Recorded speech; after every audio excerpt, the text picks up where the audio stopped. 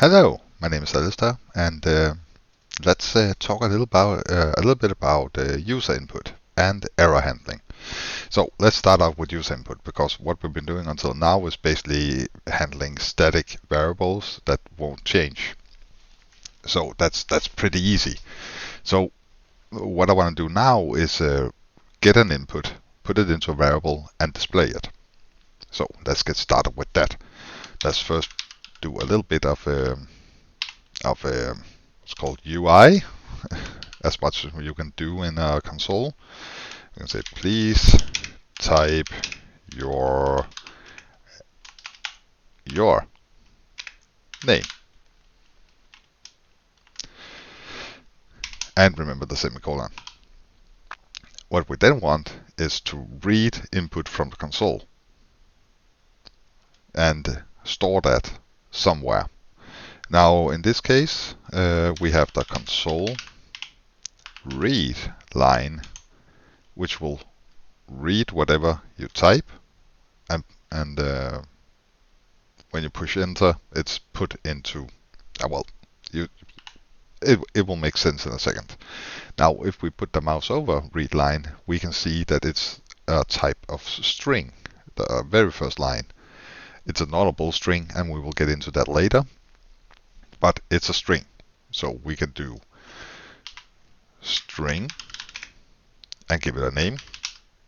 We will call it name. That's a bad name, but it's a name. And we will set it to be equal to Console.WriteLine. You can see there's a little green underlining, and that's because it can be null. And we're trying to pass it into a type that isn't null. If we go like this, the read line will disappear, because now we are allowing our variable to be null as well. But we won't for this case, because we're going to use the fact that it's null later. Good. So now we have string. Name. So we can go Console.WriteLine hello, and then plus name. So what we should get now is we're being prompted to type our name. We will type our name, and as soon as we push enter, we'll go to the next line, and the console will write out hello and whatever name we typed. Let's try it out.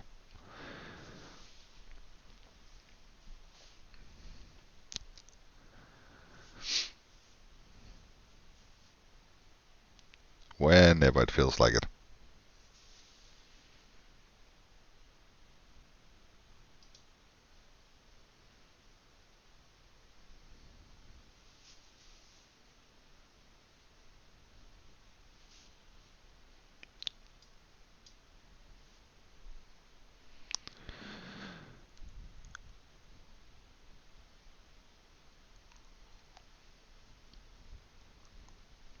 And there we go. That took some time.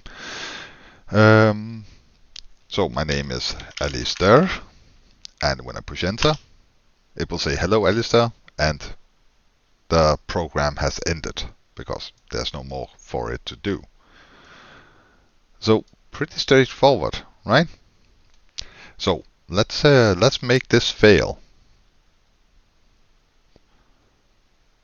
If we run it again, and we'll go like this, it's just an empty string.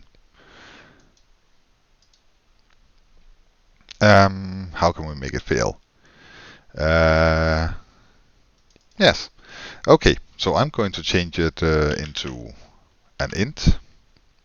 We're going to call it number. And we're going to say, please type a number. And let's do you typed. And now it's an int. Now, a little nifty thing to know. When you do this, number, even though it's an int, is being converted into a string. But now we have a red line here, and that's because we know that readLine is going to return a string. It's a string value.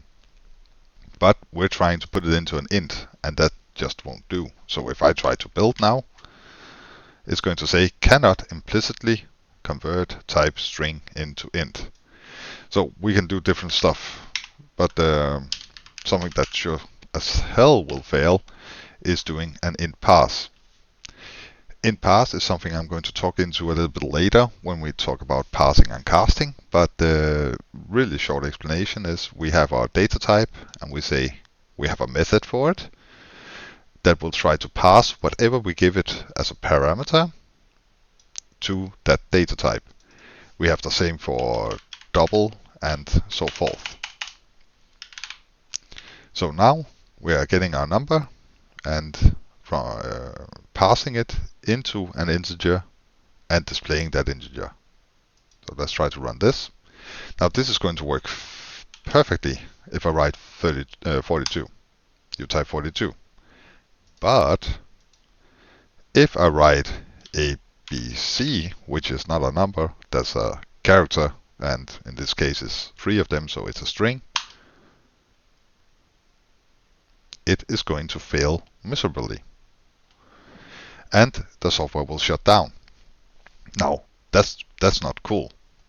That's a bad user experience that the software just breaks. So we should handle this. Now, there are several ways to actually do this, but let's do into some. We could check if it is a number before actually trying to parse it. There's something called try parse, which I will get into later.